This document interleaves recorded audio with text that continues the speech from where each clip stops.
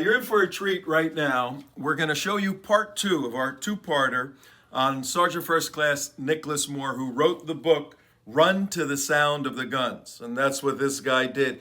14 years as an Army Ranger, 13 different deployments. He was in the Extortion movie that can be seen on Salem TV.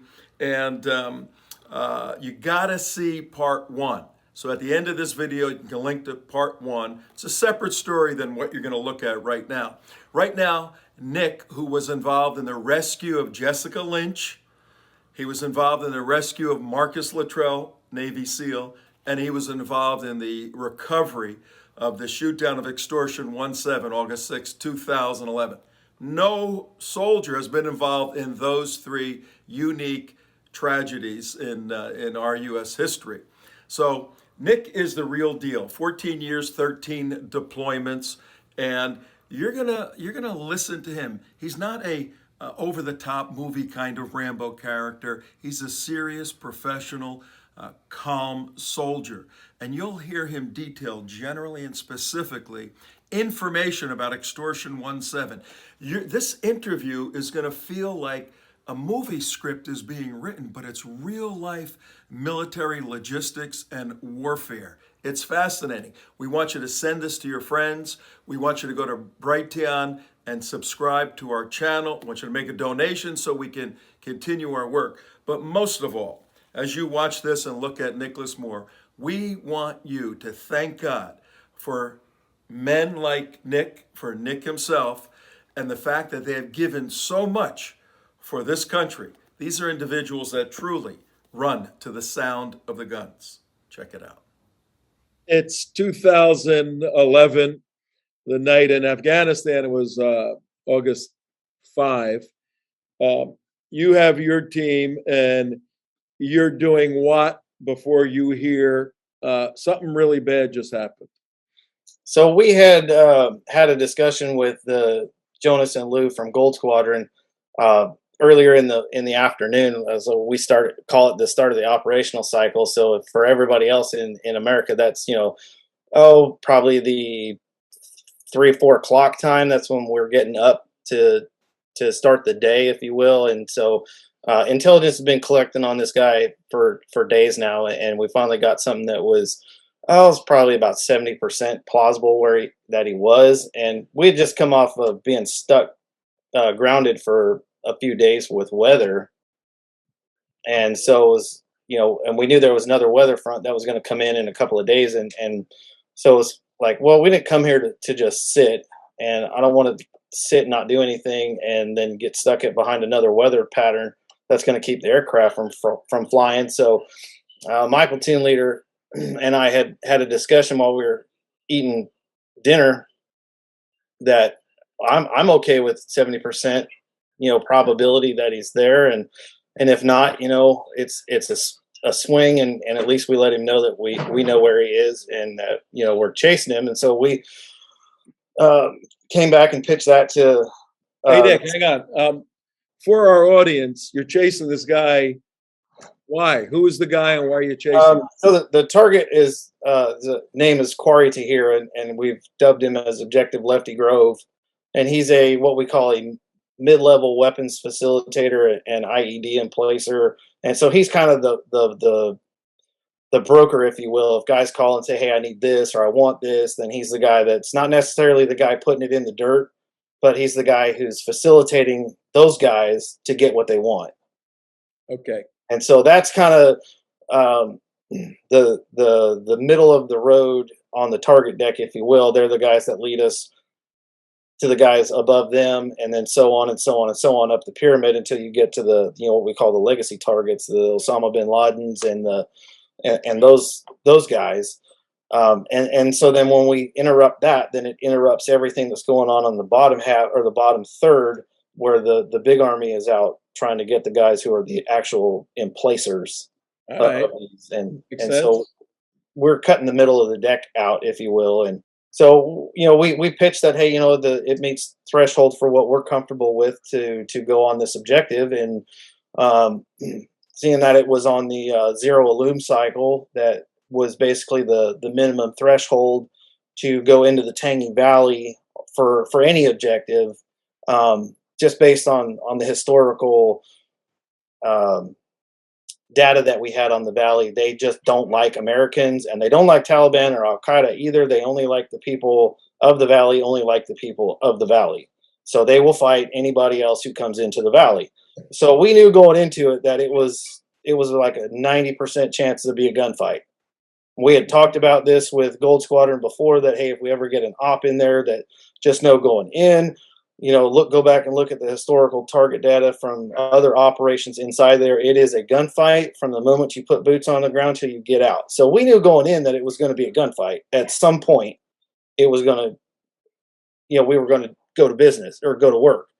And so we were okay with it, and we made our plan, got our HLZs and our routes approved with the aviation brigade that was flying extortion flight for us that night.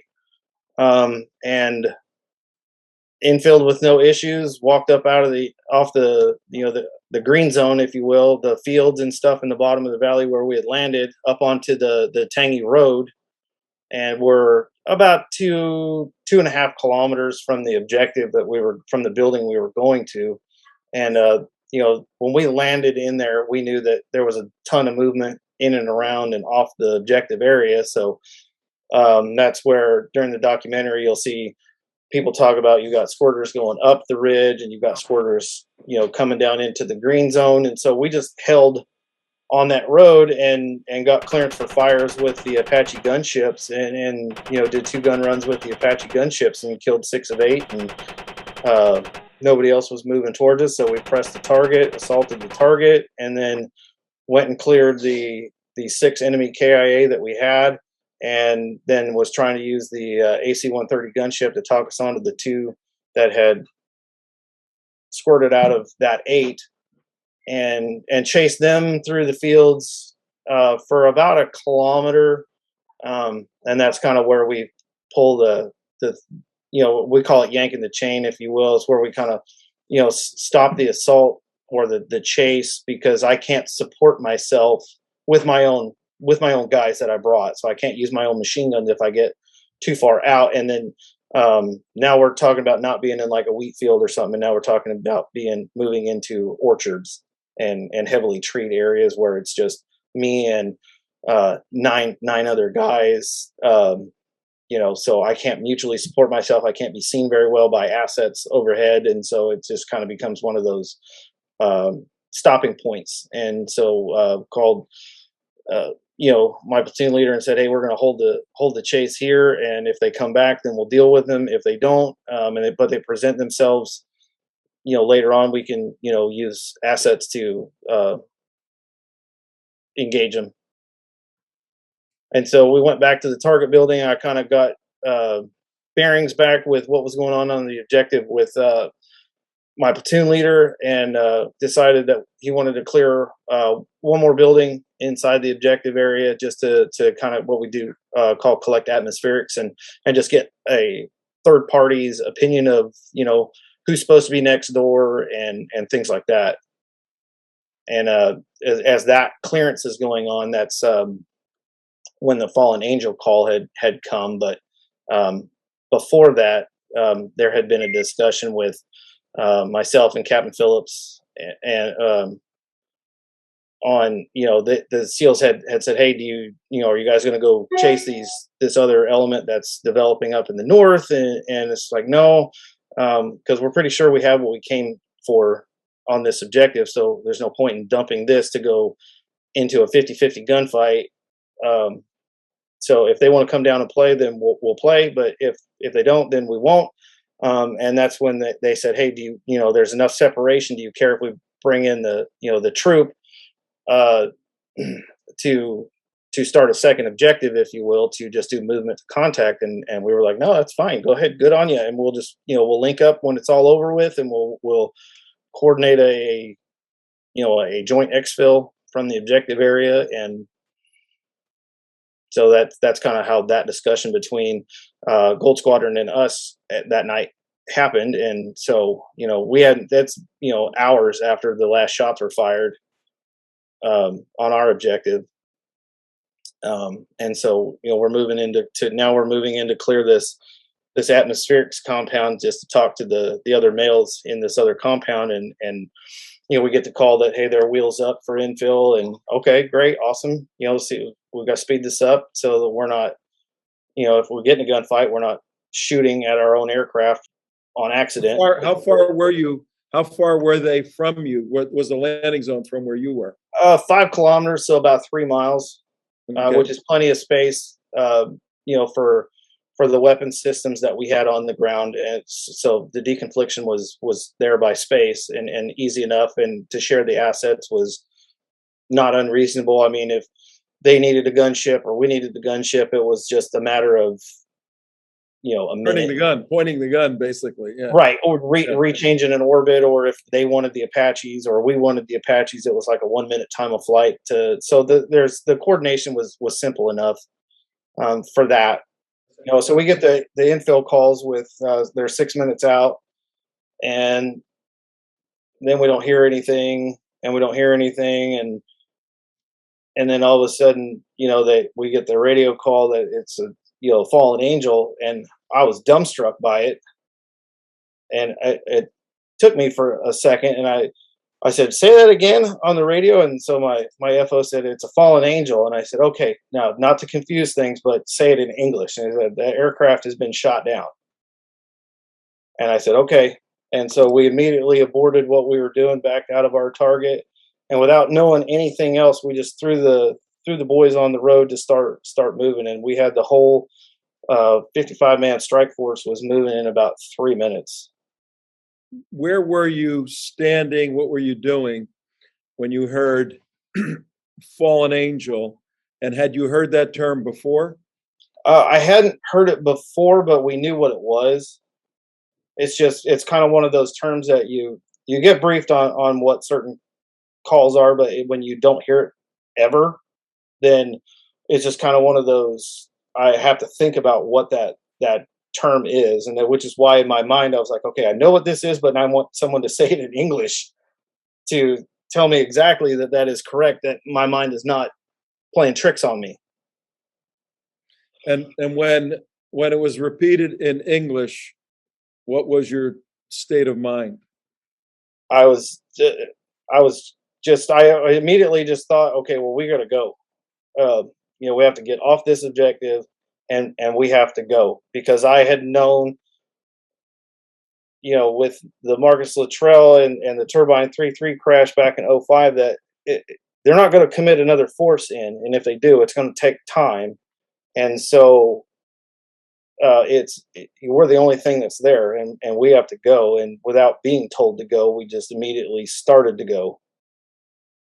To go where? Where were you going? To go to the crash. Yeah. We didn't know where it was, but having had the experience already with, the Marcus Luttrell and the Turbine 3-3 crash, I knew what we were walking to. I knew that it was going to be a visible mess. You get your guys, and is everybody quiet? Is everybody going, oh my God, what's going on? What's the sense of your it team? There was this huge sense of urgency, and guys are asking, my leaders or subordinate leaders are asking questions, and I said, I can't answer your questions right now, but as soon as you get around this major terrain feature, there was a spur that we had to walk around. I said, as soon as you come around that spur, you are going to see exactly where we're going. There's going to be no question about it. And so as soon as the lead snipers and our canine walked around and got within view of that open terrain, they immediately saw the fire, and all I heard on the radio was just utter horror from them. They're like, oh my word. Yeah. Now, how long before you actually got to the crash site, and how close were you personally to the crash site? It took us an hour to get there, and that was just us assuming the risk of traveling down the fastest way, which was the Tangy Road, to get there. And there was Captain Phillips, my platoon leader, and I had the discussion on the radio that, do we want to go through the fields? And I said, no, it'll take too long. I said, we have to assume the risk of this road to get there as fast as we can, because there ain't nobody else coming right now. It's just us. And so he agreed, and we just assumed the risk and worked that dog, as hard as we could work him to on detection.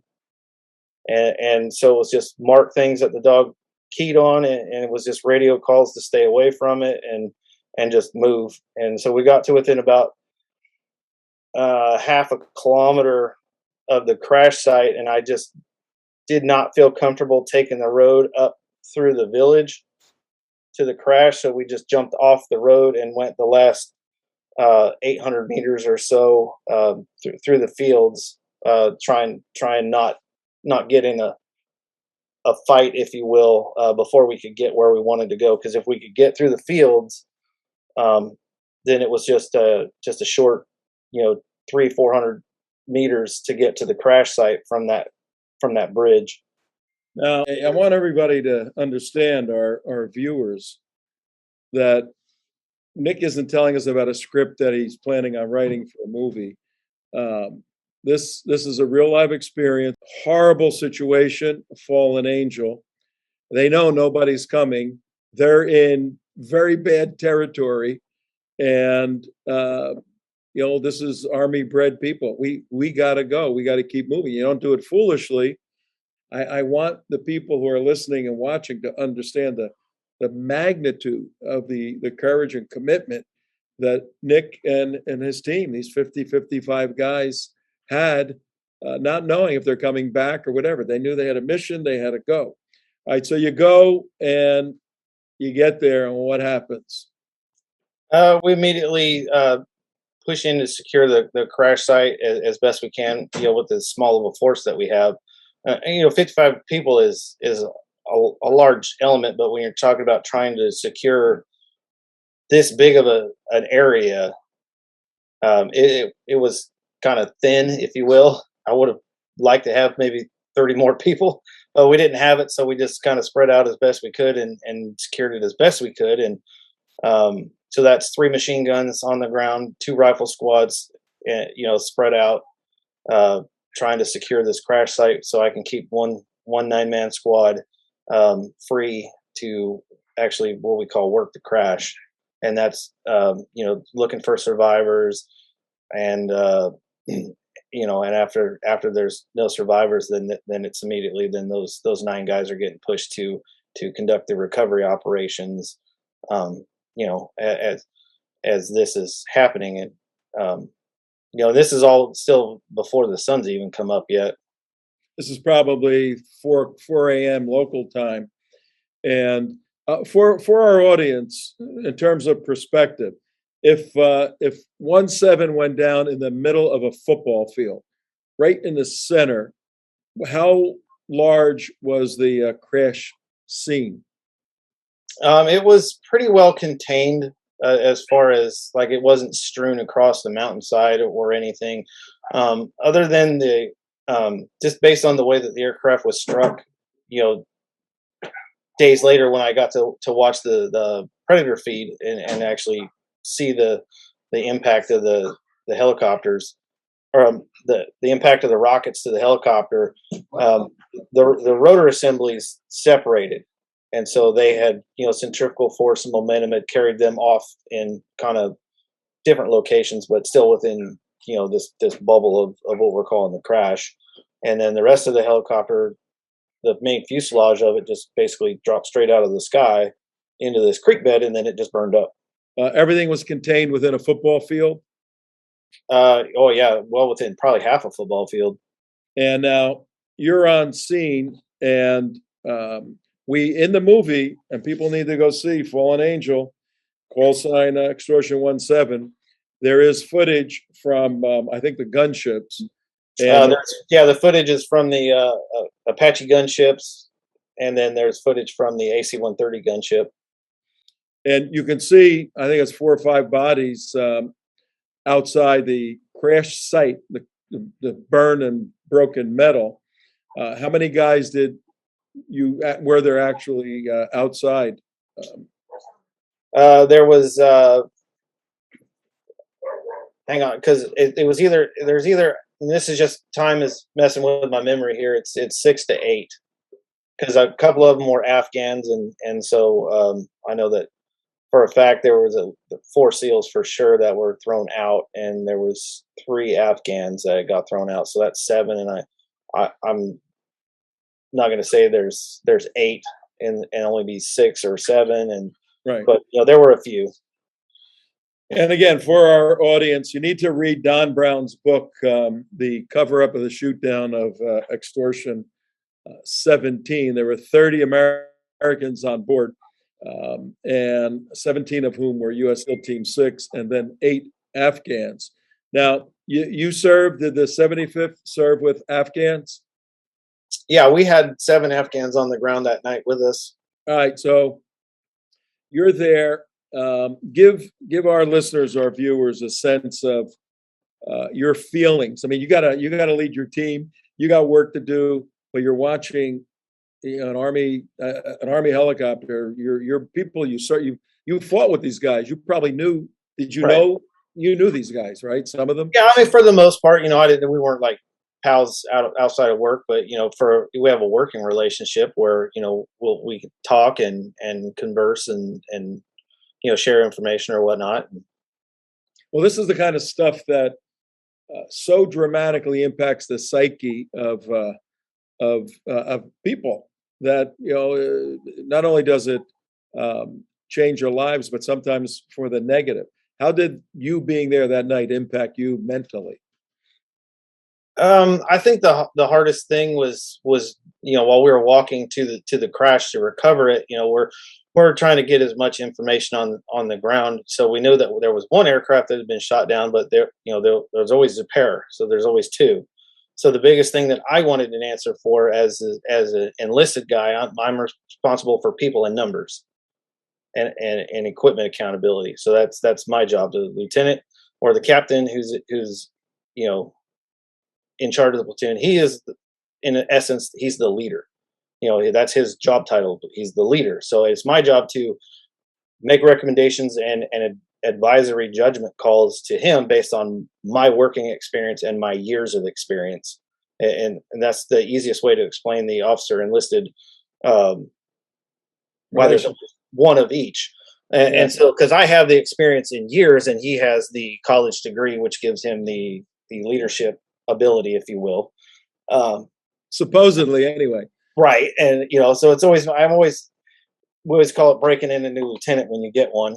You got to change him to what you want him to do. And you have to explain, how all it's done and stuff, because he's used to coming out of the regular army and how they do stuff. So then it's got to teach him how we do things the Ranger way. And Rangers lead the way, right? That's always a fun 6 months when you're trying to teach a new lieutenant how to be a Ranger lieutenant.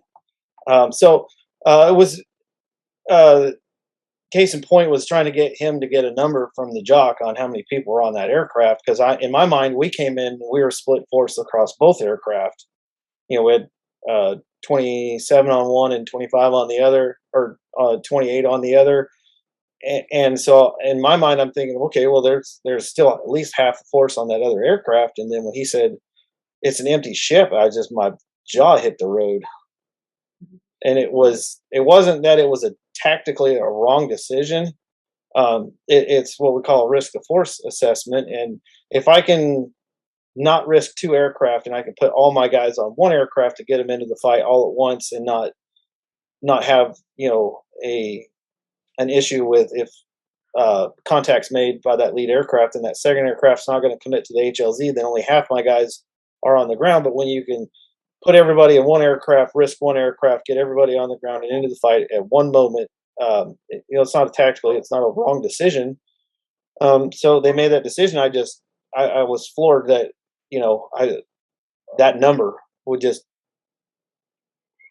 it just threw me. Number, yeah. Now, when you're back at the base, you were there for the evening, and what time were you relieved? We were on the ground for about 32 to 36 hours before we actually got exfilled out. So we didn't actually, so we went in on the 5th for our objective. The fallen angel happens, and then we're there all day through the 6th. and then all the night of the 6th. So we didn't make it out till like sun up the morning of the 7th was when we actually put wheels down back on Fob Shank. All right. So now when you're there, you're back at the base, and now you got to start the investigation, and you start reviewing all the footage. You know, the Apache footage, the C-130, the Predator footage. When you watch the Predator footage, and you actually saw the RP, did you actually see the RPG hit the airframe? Yeah, there was 2 RPGs that got fired. One just missed the nose of the aircraft, and the other one hit. From what I can tell, this is just my interpretation of the video footage. It hit high in the fuselage, right where the drive shafts link the 2 rotors together. So kind of like right down the spine of the aircraft, if you will. It hit right in there, and it separated the drive shafts, which put the blades out of sync. And then so they lost all ability to control the aircraft when they just threw it into that spin. And that's where all the high pressure fuel lines are, and everything are running up through the top of that airframe. And did the footage show an explosion in the sky, or did it just hit the ground and then explode? There was not a way to slow it down. It was so fast that the framing of the camera couldn't catch it or couldn't separate it. Yeah, Mark has a question because we've looked into this quite a bit. What was the altitude of? They were just above treetop level, so maybe 100 feet. And did the rocket come up at a 45-degree angle, would you say, or like a the rockets were fired pretty much from a flat elevation because they're the actual point of origin for the rocket fire came from a clot on the southern bank of the valley, and so now you're talking about the valley is starting to lift up into the ridge, and so from where that clot was, it was pretty much a flat shot across to where the aircraft was at in orbit or in the sky, you know, coming into land. So you said there was zero illume during this thing. Can you explain what zero illume means? All right. Yeah, so zero illumination or zero illume is when the moon is on its new moon cycle. It's not in the sky, or the Earth's shadow is covering it. So basically what it is, the only illumination in the sky is what you get from the stars. So it is the blackest of black nights. And in Afghanistan, you got to think, we call it the lights are either on or off at night, whether you get moonlight or there's no moonlight. So it's like being in a room with no windows, the door shut, and the lights off. How did they see the chopper then? You can see at that elevation, the chopper is kicking up some dust, and so you can see the static electricity on the rotor blades. So you get, like when you spin a chem light on a string or something, you can see that static discharge from the rotor discs, and then you can also see the exhaust coming out of the engines. You can see the little fire cone coming out of the engine on the jet engines on the back. And so there's a bunch of like little houses around there. They're called what begins with a Q. Of what's the name of the houses? They call them what do you call the houses over there? Culottes. So you figure that they were standing on top of one of those culottes and fired at the chopper? Well, yeah, you can see it on the ISR feed. Oh, so there's ISR feed of them actually firing the rocket. It's just the camera angle's wide enough to catch the helicopter as it's flying in, and then have that clot in view. Just happens to be there. And so that's about like 100 yards away, 50 yards away? 200 yards. What's that? 200 yards, maybe. 200. So there was 2 rockets that actually hit Extortion 17, is what you're saying? No. 2 were fired at it. Only 1 hit. And okay. Was it like a good shot? Like, man, that guy's got a good eye, or was it just a lucky shot? In my opinion, just based on everything that was going on, I would just call it a lucky shot. So you're saying it was not a shoulder fire rocket; it was just an RPG. Was it it was a regular RPG? Yeah, it was a regular RPG. 7. They're running around Afghanistan, running down the streets with them. Right. Yeah, there wasn't anything that was heat-seeking about it. It's just a standard shoulder-fired rocket. Not a man pad or anything like that. Just a regular. I've got a question. Yeah, go ahead, Mary. Okay, wasn't the Chinook identified as too small of a, or the wrong equipment to be taking into that kind of a fight? And wasn't it identified that it was overloaded and had too many people on it? No, it wasn't overloaded weight wise, and it wasn't overloaded packs wise. That's we came in with basically the same numbers. We just had ours split across 2 aircraft.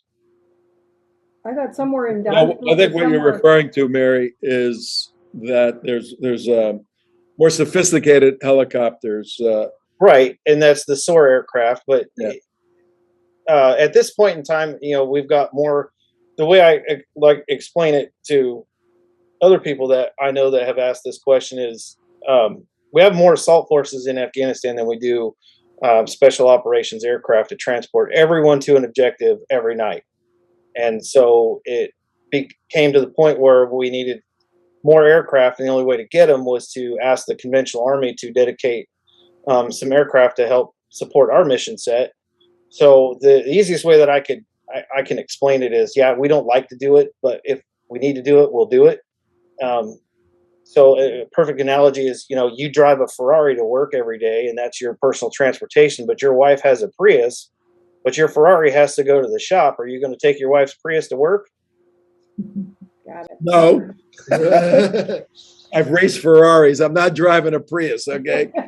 But I get your point. Yes, of course. You said this was a pre-planned mission from the SEALs. They weren't called in for a rescue force. They were actually sent there out on their own mission. Is that right? Did I hear you correctly when you said that? Right. It was never a QRF, like quick reactions force, to reinforce my objective that night. That was them having their own mission to come in and do movement to contact on a force that was developing to the west in the village, right outside where the crash happened. They were coming in to land to do a separate objective, movement to contact, to basically engage those packs that wanted to come out and get their jihad on. And so they called you ahead of time to let you know, hey, we're flying over. Don't shoot at us. Is that correct? Yeah, it was pre-planned. We just didn't know which way they were going to come down the valley, if they were going to infill from the east the same way that we did and fly past our objective, or if they were going to come in from the west, and then those helicopters were going to do what we call flush out over the east. That was the only thing that we didn't have that information at the time. That is 180 opposite of what the official report says. Yep, exactly. 180 opposite. They said it was a quick QRF to come rescue you guys because you guys were in trouble. I mean, that's one of the big bones of contention I have, is that we were, never in the position for that, and that was never a discussion of that. The time the crash happened, there was an investigation before Colt came on board. Well, no, I mean, Colt was running the 15-6. We just knew it was going to be a big investigation. So how long did it take for him to get on scene? It was probably 5 days or so, I think. And what was happening between like day 0 and day 5? Did you guys know that he was going to be, involved in the investigation? I mean, not until he showed up, not by name, until he showed up. We just knew it was going to be at least somebody wearing stars, on their sleeve. And we knew that, they were putting together the 15-6 investigation board with guys from Rucker and, a JAG element. But in that meantime, we had Admiral McCraven had come down and spoke to us, within about the day after, I think. So like we got back on, off the ground and got back, and we had like 24 hours down, and then it was like the next day after that. So okay. I guess crash plus like 2 or 3 days. McCraven came and talked to the boys. Okay, so they were gathering evidence and securing footage and things like that in the meantime. Right. Okay, and you said that Colt didn't even know about the stuff that was already collected or something like that? Wait, he didn't know that we had taken photographs. Apparently those never got released from, the SEAL command group to the investigating officers so that they could see it. So that raised a bunch of speculation and questions with them, and how do I know what this part of a helicopter looks like? How do I know what that part of a helicopter looks like? It's like, well, I've ridden on these things thousands of times. I pay attention to things. I'm a gearhead at heart, so if it moves, I like it, and so you pay attention to how things are put together. Okay. And you said you had a opinion about Colt and his investigation tactics. What did you think of them? He was just he was not the right individual per se, because his JAG officer from the Marine Corps was like we were all on trial. Right. And It wasn't a fact finding, like explain to us how all this happened and go through the events. It was, you know, we speak a little bit and then there's all these accusatory comments of, things. And then it's like, so, I mean, by about the fourth or fifth hour of this, my boys that are involved in it. So all my squad leaders and my snipers, they're ready to go to blows. I mean, it's ready to turn into a brawl. And so that was when we were like, all right, time out. Hey, we need to can we take a break here? And so I jumped on the computer and pulled up the drive and said, have you guys not seen these photographs? Have you not seen this? And they were like, what photographs? And I was like, there's like 20 or 25 photographs that we took of the actual crash site because we knew what this was and what it was going to lead to. So Right. I had the forethought to have my squad leaders take photographs of all of this from different angles. Okay. And then we laid it all out on the imagery that we had. We pinpointed where all this stuff was in accordance with the photos. So Because there was some confusion where the computer plot on the crash maps on the imagery is not the exact location that it actually happened. It's off. So the plot when you plot the grid for where the crash actually happens, it happens on the south bank in the little field behind those trees that were on fire in the video, Mhm. instead of actually being in the creek. And that was a huge, bone of contention of the plot says it happened here. And I said, well, that's not where it's at. It's right here. And here's the photographs to show you that it's there. How deep was that creek, by the way? It was dry when the crash happened. And then there was a little, like towards sunset, there was a mountain, a weather pattern that moved in across the west. And we just got sprinkled on a little bit. And then, a few hours had gone by and I didn't think about it at all because, to kind of push the weather temperature down, and it was just nice to have that cool breeze come across. Right. And then one of my guys had his machine gun position on the west edge of the crash, and he was in the creek bed with his machine gun, and he goes, hey, it sounds like a truck's coming down the creek. What do you want to do? And I don't know why, for the life of me, I still don't know why, but I said, please tell me you're not in the creek. And he goes, yeah. And I said, get out. And then about a minute later, this 4-foot wall of water just came rushing through the whole thing. I mean, I literally watched the turbine engines lift up with the water and float down creek. But that was hours. That was hours after the crash, right? Yeah, when we're like 18 plus hours after the crash. They had the special Pathfinder group that comes in there that collects all that stuff. When did they actually come on? Like the Pathfinder was the aviation brigade's CSAR element. Yeah. And they came on scene probably they wouldn't let them land. They wouldn't let them in until we had secured the crash site and could secure the HLZ. So Right. It was probably 45 minutes after we got the crash secure. So way before the flood, Oh yeah. I mean, we're still talking. They came in just as the sun was coming up after the crash. So when we've come through the night and the sun's coming up, they infill and reinforce our perimeter and and then we're talking that flash flood is at sunset that day. Okay. All right. So the Colt investigation, in your opinion, was more of an interrogation, not really a traditional like crash investigation like you would expect. Is that correct? Right. It just kind of was more in the accusatory until we showed them all these photographs, and then it was like everybody just kind of relaxed after that. We have two segments with Nick. One is on everything and planning on getting this deeply into it, but I mean, it's been our life for many years, and you were there. You were it was part of your life for real. Mary, any concluding questions for Nick Moore before we let him go? No questions. Just want to say thank you for your service, and America is a better place because you're in it. And thank you for everything you've done to protect America. Well, thank you, and you're welcome.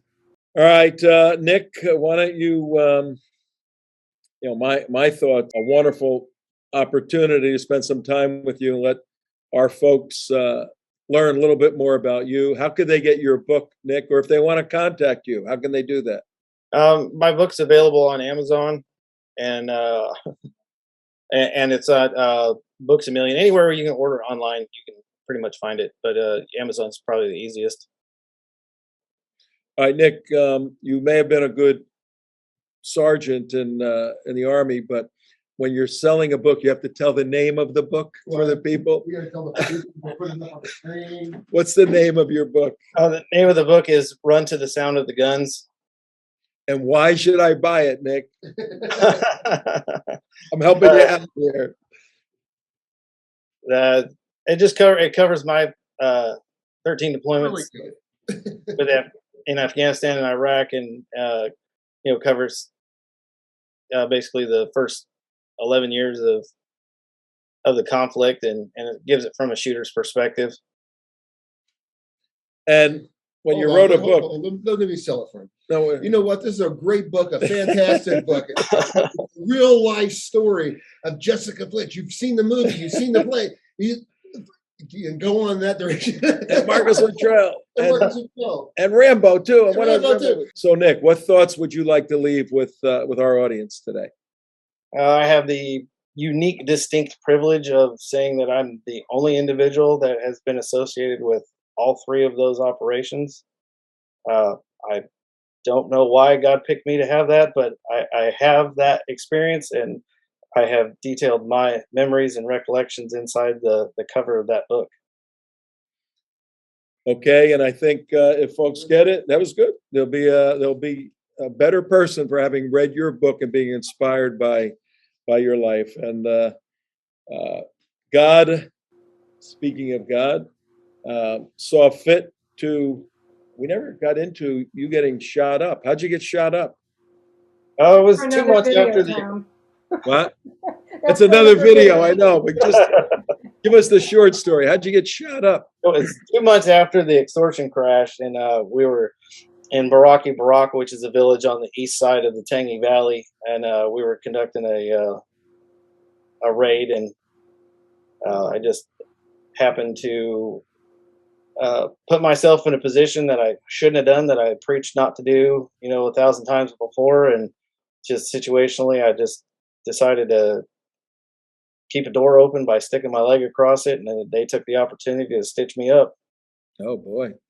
So you open a door with your leg, and somebody was waiting there for something. Well, no, it was we were outside at the gate into the lot, so that there's always a walled compound, so with a gate, and then there's a big courtyard inside, and then they have like this little L-shaped structure with 5 or 6 different rooms inside the average clot, where they have a kitchen in one, and then they have living quarters and whatnot, and animal pens. And one of my squad leaders was given some last minute guidance to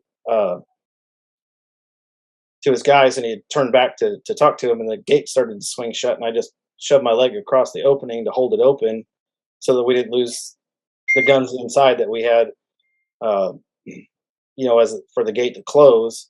And as soon as I did it, they just took the advantage to fire 3 rounds to start things off, and I ended up catching all 3 of them. What damage was done, and what was all that like? It messed my right leg up pretty good. I don't walk so well with it now, and then I have some damage to my rotator cuff in my right shoulder where it went through, and then I took one through the helmet. Through the helmet. Yeah, it came in right here off the side of the temple, and it rode through the front of my helmet, and then came out basically right on top of where my nods mount was, and it broke my night vision goggles on my helmet. Okay, I'd say God's looking over you for some reason. He's got a plan for you. So your job now is to figure out what plan he has for the rest of your life. Pretty simple. So it's great having you with us for informally for a little time. And if we can ever do anything to be of help, we may be getting back in touch with you to do some more of this. And as a show of our appreciation, we're going to send you a $100 gift certificate for the best Afghani restaurant in your hometown. Okay? So you can go back and have a feast on goat meat, and John, that's pretty cruel. oh yeah, it's okay. That is cruel. I was in Vietnam after the war and eating some of that food, and it's not good. So, all right. In any event, anything else? I think we're done, ladies and gentlemen. Nicholas Moore, go get his book, please. And let me say the name one more time. Run to the Sound of Guns. There it is. Run to the Sound of Guns. We're going to order it today. Read it, and we're going to call you back and then go through your book again. So take care. Take care, everybody. All right. Thanks for the opportunity, Tom. Absolutely.